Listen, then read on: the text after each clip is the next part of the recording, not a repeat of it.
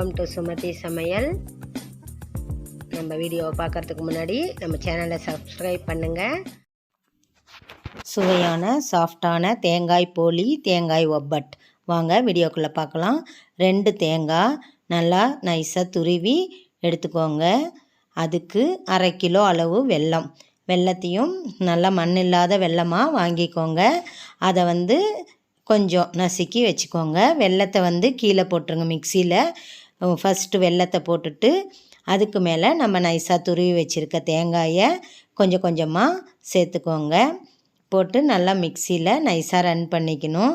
இது உங்களுக்கு அளவாக வேணும்னா 3 டம்ளர் தேங்காய் 2 டம்ளர் வெல்லம் அந்த அளவும் எடுத்துக்கலாம். பாருங்கள், இந்த மாதிரி நைஸாக கொஞ்சம் கொஞ்சமாக. இப்போ ஒரு கடாயை ஒரு வாணலை அடுப்பில் வச்சுட்டு அதில் ஒரு 2 ஸ்பூன் அளவுக்கு நெய் போட்டுக்கோங்க. நெய் நல்லா சூடாகட்டும், நெய் உருகிடும். இப்போ நம்ம இந்த மாதிரி தேங்காய் வெல்லம் கொஞ்சம் கொஞ்சமாக போட்டு நல்லா அரைச்சி வச்சுருக்கிறத, நைஸாக அரைச்சி வச்சுருக்கிறத எடுத்து நம்ம இந்த வாணலில் போட்டு வதக்கணும். நெய் ஊற்றுற அளவுக்கு நம்மளுக்கு சாஃப்ட்னஸ் கிடைக்கும், நல்லாயிருக்கும். ஒப்பட் சாஃப்டாக இருக்கும், சாப்பிடும்போது வாசனையாகவும் இருக்கும். நெய்யிலேயே இது நல்லா வேகணும். நம்ம ஆல்ரெடி அரைச்சி வச்சுருக்கோம் இல்லையா, தேங்காய் வெல்லம் ஏலக்காய் வேணும்னா அதுலேயே போட்டு ரன் பண்ணிக்கோங்க. இந்த மாதிரி நம்ம எல்லா தேங்காய் வெல்லத்தையும் அரைச்சி வச்சதை எடுத்து இந்த நெய்யில் போட்டு நல்லா கைவிடாமல் கிளறிக்கிட்டே இருக்கணும். கொஞ்சம் கொஞ்சமாக கிளறிக்கிட்டே இருக்கும்போது உங்களுக்கு அந்த கொஞ்சம் கெட்டி பதம் வரும்.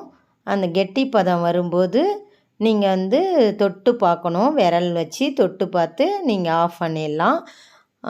இது ஒரு சிம்மில் வச்சு நீங்கள் நல்லா கலந்தீங்கன்னா ஒரு 20 நிமிஷம் நீங்கள் கலக்க வேண்டியதாக இருக்கும். சிம்லேயே தான் வைக்கணும். ஹையில் வச்சிங்கன்னா வெல்லம் போட்டதால் அது கொஞ்சம் தீயறதுக்கான வாய்ப்பு இருக்குது.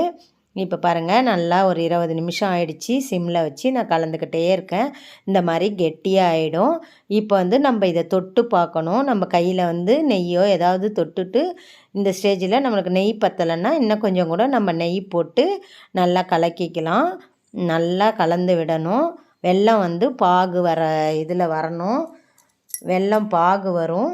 அப்போ நம்ம நெய் கொஞ்சம் கலந்து நல்லா இந்த மாதிரி பாருங்கள், கொஞ்சம் கெட்டியாக இருந்தால் தான் இது ஒரு 3 நாள் 4 நாள் ஆனாலும் உங்களுக்கு கெடாது, வாசனை வராது. நல்லா நெய்யிலேயே வெந்ததால் நல்லா டேஸ்ட்டும் நல்லாயிருக்கும், சாஃப்டாக இருக்கும் சாப்பிட்றதுக்கு. இந்த மாதிரி நல்லா கலந்து உருண்டை பதமாக வரும்போது வாணலில் ஒட்டாமல் வரும். அப்போ நம்ம கையில் லைட்டாக நெய் தொட்டு பார்த்தோம்னாக்கா கையில் விரலில் ஒட்டக்கூடாது. ஒட்டாத பதத்துக்கு நம்ம இதை ஆஃப் பண்ணிடலாம். அவ்வளோதாங்க, இது பதம். இது பூரணம், தேங்காய் பூரணம். நம்ம தேங்காய் ஒப்பட்டு, தேங்காய் போலிக்கான பூரணம். இதுக்கு நம்ம 3 டம்ளர் தேங்காய் 1 டம்ளர் வெல்லம், 2 டம்ளர் வெல்லம் சொன்னோம் இல்லையா.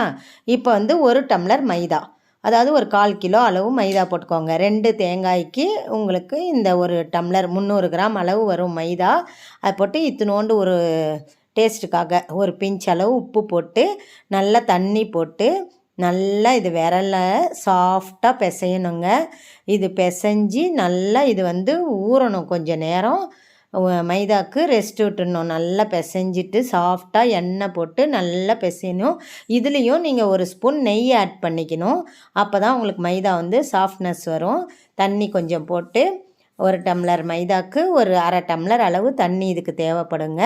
அந்த தண்ணியை போட்டு நீங்கள் நல்லா பிசைங்க. நல்லா விரலாலேயே நல்லா கலந்து நல்லா நம்ம சப்பாத்தி மாவுலாம் பிசைவோம் இல்லையா, அந்த மாதிரி பிசைஞ்சி பாருங்கள். எண்ணெய் கொஞ்சம் நெய் கொஞ்சம் ஊற்றி நம்ம விரலில் இருக்க மைதா எல்லாமே நம்ம ஆயில் அதை போட்டு பிசையும்போது அந்த ஆயில் எல்லாம் நல்லா மைதா அப்சர்வ் ஆகி நல்லா சாஃப்ட்னஸ் கொடுக்குங்க. நல்லா அழுத்தம் கொடுத்து கொஞ்சம் நல்லா சாஃப்டாக பிசைஞ்சி எண்ணெய் நெய் எல்லாம் போட்டிருக்கிறதால நல்லா சாஃப்ட் வரும்.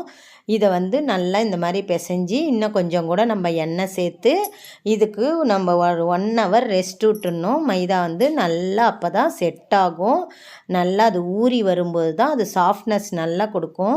இந்த மாதிரி நல்லா எண்ணெய் போட்டு இதுக்கு ஒரு 100 மில்லி அளவு எண்ணெய் தேவைப்படும். நல்லாவே எண்ணெய் நிறையவே ஊற்றலாம். நீங்கள் நார்மலாக வீட்டில் எண்ணெய் யூஸ் பண்ணுவீங்களோ, சன்ஃப்ளவர் ஆயில் இல்லை கடலை எண்ணெய், நல்லெண்ணெய், எந்த எண்ணெய் வேணாலும் யூஸ் பண்ணலாங்க. நீங்கள் நார்மலாக யூஸ் பண்ணுற எண்ணெயே நல்லா போட்டு இந்த மாதிரி பிசைஞ்சு நல்லா ஒரு 10 நிமிஷம் நல்லா பிசைங்க. நல்லா பிசைஞ்சு அதுக்கப்புறம் நீங்கள் கொஞ்சம் நேரம் அது ரெஸ்ட் விட்டுணும். இன்னும் கொஞ்சம் கூட மேலே எண்ணெய் போட்டு வச்சிங்கன்னா உங்களுக்கு இது காயாமல் இருக்கும். கொஞ்சம் அந்த எண்ணெயிலேயே ஊறினா தான் சாஃப்ட்னஸ் கொடுக்கும். நம்ம போலி சாப்பிடும்போது ஒப்பட் சாப்பிடும்போது உங்களுக்கு புடும்போது நல்லா சாஃப்ட் வரும். அதனால் இது நல்லாவே ஊறணும். இந்த மாதிரி எண்ணெய் மேலே போட்டு வச்சுடுங்க. காயக்கூடாது மாவு. நல்லா மூடி வச்சுடுங்க. ஒரு 1 ஹவர் கம்பல்சரி 1 ஹவர் உங்களுக்கு டைம் இருந்துச்சுன்னா காலையிலேயே நீங்கள் பிசைஞ்சு வச்சிட்டிங்கன்னா 2 ஹவர்ஸ் கூட ஊறலாங்க.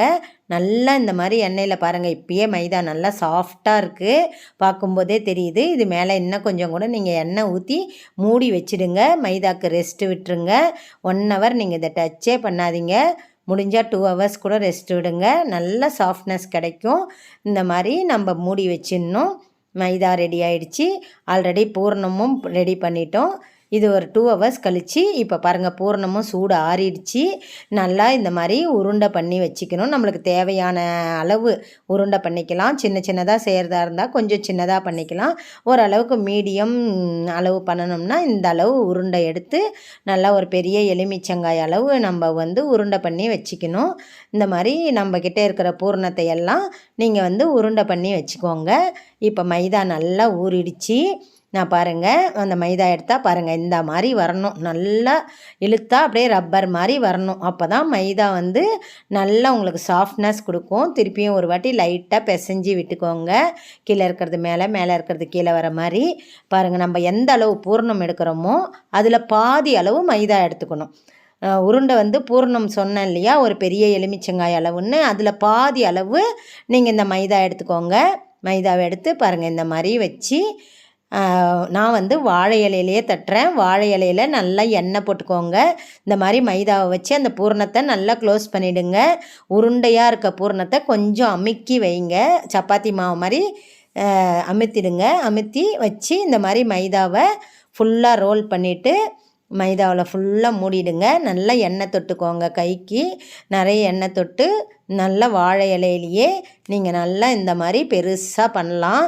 நான் இப்போ எல்லாம் பேப்பரு அது இது எண்ணெய் பேப்பர் எல்லாமே யூஸ் பண்ணுறாங்க. இருந்தாலும் நம்ம அந்த காலத்துலேருந்து வாழை இலையில் தட்டும்போது நம்மளுக்கு நல்லா ஃப்ளேவர் டேஸ்ட்டு நல்லா பெருசாக மெலிசாவே வருங்க. நல்லாவே வரும் பாருங்கள். நல்லா எண்ணெய் போட்டு இந்த மாதிரி தட்டும்போது உங்களுக்கு நல்ல ஒப்பட்டு நல்லா வரும். இதை தோசைக்கல் அடுப்பில் வச்சு சிம்மில் வைங்க. நல்லா சூடு ஏறினோடனே இதை நீங்கள் போட்டு 2 பக்கமும் சுட்டு எடுக்கணும். இப்போ பாருங்கள் நல்லா தட்டியாச்சு. மெலிசாக உங்களுக்கு வர ஷேப் அளவு தட்டிக்கோங்க. நல்லா எண்ணெய் தொட்டுக்கோங்க. இலையிலையும் நிறைய எண்ணெய் போட்டுக்கோங்க. பாருங்கள் இந்த மாதிரி தட்டிட்டு நீங்கள் இப்போ தோசைக்கல்லில் இது எப்படி போடுறதுன்ட்டு நான் காட்டுறேன் பாருங்கள். இது மாதிரி நல்லா மெலிசாக தட்டிக்கோங்க. நம்ம மெலிசாக தட்டுற அளவுக்கு நம்மளுக்கு டேஸ்ட்டு நல்லா சாப்பிட்றதுக்கு வாயில் வச்சாலே கரையிற மாதிரி நல்லா டேஸ்ட் இருக்குங்க. பாருங்கள் இப்போ தோசைக்கல்லில் சூடு ஏறிடுச்சு. சும்மா நம்ம இப்படி போட்டு இது பண்ணாலே அப்படியே வந்துடும். ஏன்னா நம்ம ஃபுல்லாகவே ஆயில் அப்ளை பண்ணியிருக்கோம் வாழை இலையில். இதுக்கு நீங்கள் சுடும்போது நெய் எண்ணெய் எதுவுமே போட வேண்டாங்க. ஏன்னா ஆல்ரெடி மைதாவிலையும் நிறைய நம்ம எண்ணெய் ஊற்றிருக்கோம். நம்ம பூரணம் கலக்கும் போதும் நம்ம நல்லா நெய் போட்டிருக்கோம். பாருங்கள் இந்த மாதிரி திருப்பி போட்டு 2 பக்கம் நல்லா சுட்டுடுங்க. ஐயில் வச்சிங்கன்னாக்கா கொஞ்சம் தீயும் வெல்லம் இருக்கிறதால மேலே வேணும்னா நீங்கள் சூடாக சாப்பிடும்போது ஒரு 1/2 ஸ்பூன் இந்த மாதிரி நெய் போட்டு நல்லா அதை இது பண்ணி விட்டுட்டு ஸ்ப்ரெட் பண்ணி விடுங்க. எல்லா இடத்துலையும் நல்லா ஸ்ப்ரெட் பண்ணிவிட்டு சூடாக சாப்பிட்டிங்கன்னா செம்மையாக பாருங்கள் சாஃப்டான தேங்காய் போலி தேங்காய் ஒப்பட் ரெடி ஆயிடுச்சுங்க. ட்ரை பண்ணுங்க. எப்படி இருக்குன்னு ஃபீட்பேக் சொல்லுங்கள்.